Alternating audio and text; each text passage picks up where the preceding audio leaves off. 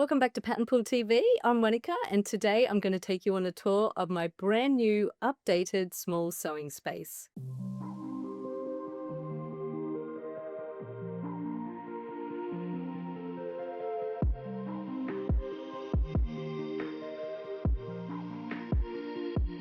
So this is basically just a 3 meter or 10-foot square bedroom, and I've just converted it into a beautiful sewing space that I just love to be in.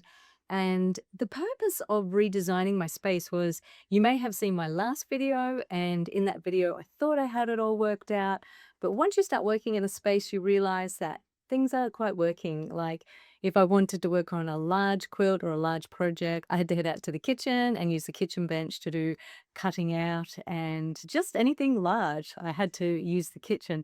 And I wanted to contain all of my creativity in the one room. So the way it started out was lots of looking on Pinterest to get inspiration and ideas. And this is the idea that I came up with. So first of all, I thought to myself, if I could find a sideboard or a cabinet like this is 45 centimeters or 18 inches wide. And I wanted to be able to have everything that I need at my fingertips. So instead of packing things away, I wanted to be able to just have them right there ready to use. On this cabinet, I was able to fit my light box because Alora and I do a lot of applique designs together. And I just bought a scan and cut. I don't even know how to use it yet, but it looks pretty and it fits there perfectly. I also have my ironing mat here. Then above that, I have the IKEA design wall, and this has doubled in size. And the great thing about it is that every tool that I have is on the wall, and I can just grab it, use it, put it back. So I do have to be quite tidy when I am working in a small space, so always putting things away. But before the design wall went up, the shelving went up. So that was a bit of a Pinterest idea. And when it comes to putting shelves up, I'm very lucky my husband put all these shelves up. You may want to put the shelves up yourself, but I have the best tip. Get yourself a stud finder. And not any stud finder, get the best stud finder that you can find.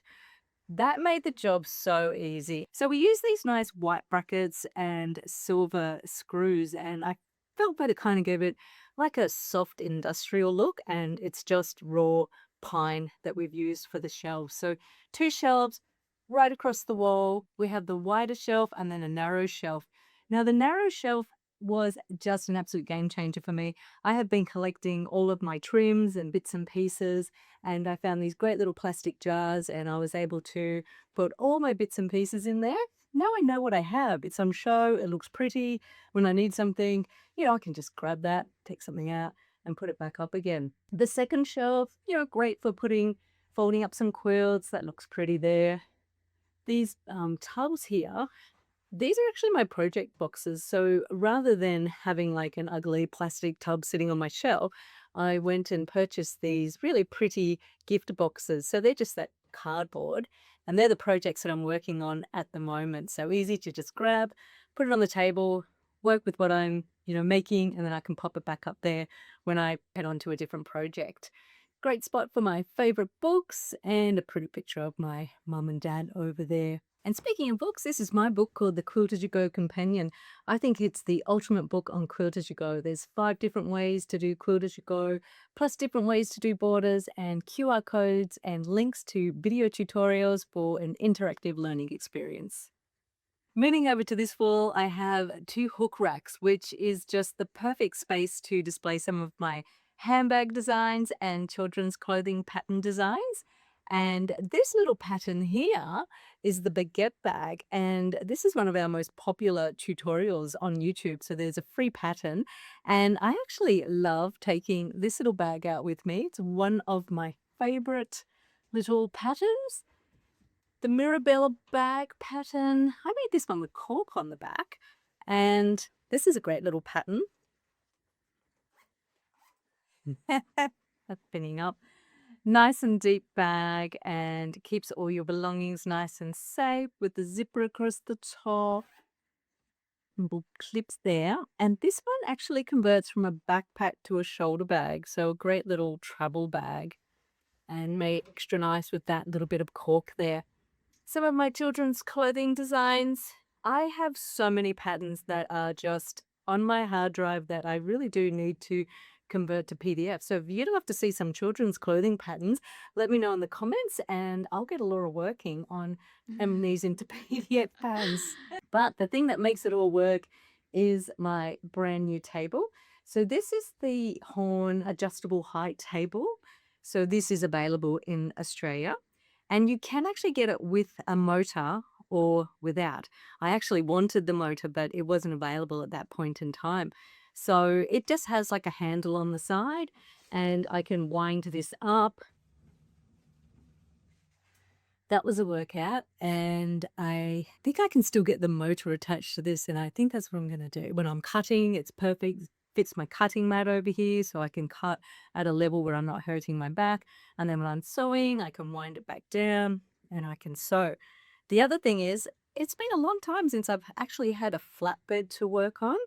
And what happens with this is that this plastic piece comes out, the sewing machine comes off, and I've made a space for my sewing machine. It can just easily sit on my ironing mat, and then the insert comes back up, and then I have a nice big flat table. So this is going to be perfect for pinning quilts, so basting quilts, if I'm cutting out a garment. It's just going to be absolutely perfect for that. I haven't done it yet, but I'm really excited, looking forward to making lots more things in this space. And no sewing and quilting space is complete without a great big design wall, which fits almost the size of this wall. And so for my design wall, I use acoustic board, which I purchased from Bunnings. So Bunnings is our Australian, or we call it Bunnos, don't we? It's our Australian hardware store. So I'm sure whatever country you're in, you could get something that is similar. This is pretty, isn't it? This is the quilt that Alora and I are working on at the moment. It's called the Secret Path. So all of the blocks are inspired by European tiles, and that's what we're up to so far. Also, the design was so big that I can pin other projects that I'm working on. So this is a quilt that I started ages ago. It's going to be quilt-as-you-go quilt. One day I'll finish that, hopefully soon. And also behind the door is a great place to store, some flat things like patterns. And also I have my great big ironing board behind the door. So when I'm making a quilt-as-you-go quilt, I'll be able to move the sewing machine, put the big ironing board on the table and prepare things ready to sew. The other thing that I really had to have was a space for my mannequin. This is a royal dress form mannequin, and she was always just hanging around, in the way. And I thought by having this cabinet and being able to have a space on each side, it's a great place to be able to tuck things away. So that's a great place for my mannequin. On the other side over here, I have a little chest of drawers. That's an IKEA chest of drawers. It's actually metal and it comes flat packed, and you have to, put it all together, which I did myself. So I was quite proud of myself. Perfect space for keeping sewing accessories and my threads and just other small bits and pieces. And my overlocker sits on top of that. So I am thinking I'm going to get my husband to build me just a small little desk there, and then my overlocker can always sit out where it's ready to go. And I do need to make a new cover for that. So that's another future project I'm thinking of. The other thing I haven't shown you yet is what's inside my cabinet here, which is when I open up those drawers, you can see I have my fabric stored in containers and little plastic tubs. So that's good that they're tucked away. I kind of color coded all of my stash. I have a massive stash of fabric. I have downsized, but I still have a lot. The drawers are perfect for fitting the scan and cut mats and my overlocker accessories, and another great drawer here just for storing all those bits and pieces that you need on hand so that you can just grab them and sew. Behind the camera, I do have a built-in wardrobe, and that is full of my sewing stuff. So I'm not even going to open that door and show you what's in there. That's the messy stuff. This is the pretty stuff that makes me feel really happy and organized when I'm sewing. And last of all, some things that just make the room extra special is my brand new pretty pink rug. I just feel so special being in here with the beautiful rug, matches my doggy's very luxurious bed. The light, I just can't believe how having a light rug just bounces the light back up and makes the room just so light and bright and beautiful. And one more cool little feature are these little under shelf lights. So it's just a matter of using a remote control. I can actually change the colors. I can be like warm or bright. It actually helps with being able to see on my bench, but they're just magnetic and rechargeable. No cords to worry about, and I put those up myself. So some tips if you want to design yourself a really beautiful sewing space in a small area. Definitely the narrow cabinet across the back wall. There's so much storage in this small little section here. The shelving, a great place to put all your bits and pieces on show, and also great storage. Also, the position of the table. So, the table is pretty much in the center of the room, but pushed over to the wall. Means that I can easily walk around. So, if I'm cutting something out, you can cut on any side of the table. And having this cabinet behind me that stores lots of essential sewing items, having a swivel chair where I can just swivel, turn around on the chair, grab what I need. Sometimes when I'm making something, I have the ironing board close by so I can easily be ironing. Everything at your fingertips, so that's something to really consider.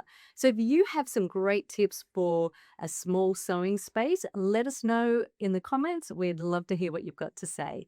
Thanks for watching, everyone. Bye.